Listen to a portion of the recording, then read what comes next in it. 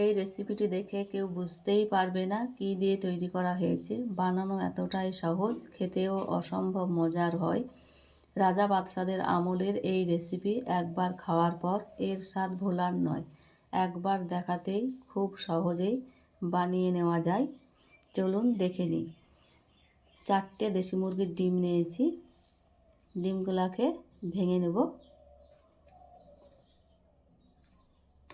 4টে ডিম ভেঙে নেওয়া হয়ে গেছে। ফেটিয়ে নেব, খুব স্মুথভাবে ফেটিয়ে নেব। ফেটিয়ে নেওয়া হয়ে গেছে। চায়ের কাপের হাফ কাপ চিনি গুঁড়ো করে দিয়ে দিলাম। ডিমের সঙ্গে মিক্স করে নিয়েছি। 1 বাটি গুঁড়ো দুধ দিয়ে দিলাম। ভালোভাবে আবারও মিক্স করে নেব। ভালোভাবে মিক্স করা হয়ে গেছে। 2টো এলাচ থেতো করে দিয়ে দিলাম। আবারও ভালোভাবে মিক্স করে নিয়েছি। ওই বাটির মাপের হাফ বাটি ঘি দিয়ে দিলাম। আবারও ভালোভাবে মিক্স করে নেব যাতে সম্পূর্ণ মিশে যায়।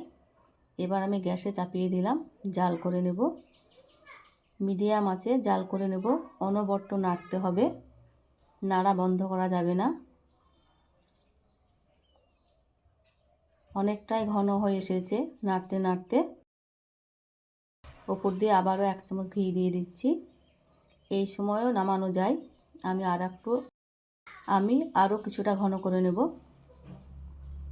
ভিডিওটি ভালো লেগে থাকলে বন্ধুদের সঙ্গে বেশি বেশি শেয়ার করে দেবেন, লাইক দিয়ে পাশে থাকবেন। আমার অনেকটাই ঘন হয়ে এসেছে, একটু ঝুরঝুরে ভাব হয়ে এসেছে। এবার নামিয়ে নেব। একটা থালাতে ঘি মাখিয়ে রেখেছিলাম, ওপর দিয়ে ঢেলে দিলাম। গরম অবস্থায় প্যাচুলা দিয়ে চাপ দিয়ে দিয়ে সমান করে নেব। চারিপাশ এইভাবে আলতোভাবে চাপ দিয়ে দিয়ে একটা শেপ দিয়ে দেব। ওপর দিয়ে কাজু, চারমগজ ছড়িয়ে দিলাম। এটা দেখার সৌন্দর্যের জন্য প্যাচুলা দিয়ে এইভাবে কেটে নেব। গরম অবস্থায় কেটে নিচ্ছি। এই দিকেও কেটে নিচ্ছি। 6 পিস করে নিলাম।